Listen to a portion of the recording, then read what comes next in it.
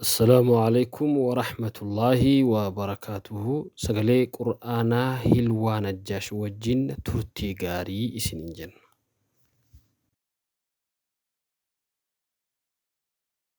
أعوذ بالله من الشيطان الرجيم. ومن آياته الجوار في البحر كالأعلام إن يشأ يسكن الريح فيظللن رواكد على ظهره إن في ذلك لآيات لكل صبار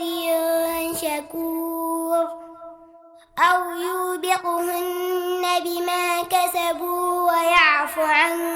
كثير ويعلم الذين يجادلون في آياتنا ما لهم من محيص فما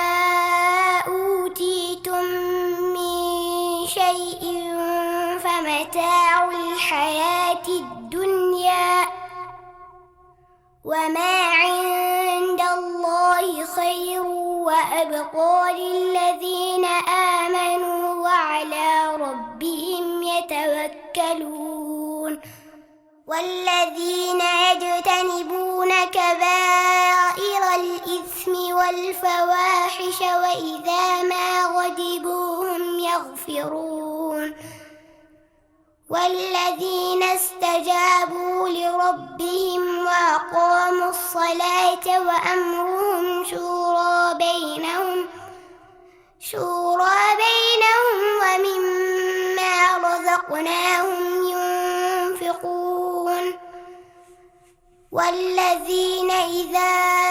أصابهم البغي هم ينتصرون وجزاء سيئة سيئة مثلها فمن عفا وأصلح فأجره على الله إنه لا يحب الظالمين ولمن انتصر بعد ظلمه فأولئك ما عليهم من سبيل إنما السبيل على الذين يظلمون الناس ويبغون في الأرض بغير الحق أولئك لهم عذاب أليم ولمن صبر وغفر إن ذلك لمن عزم الأمور ومن يضلل الله فما له من ولي من بعده وترى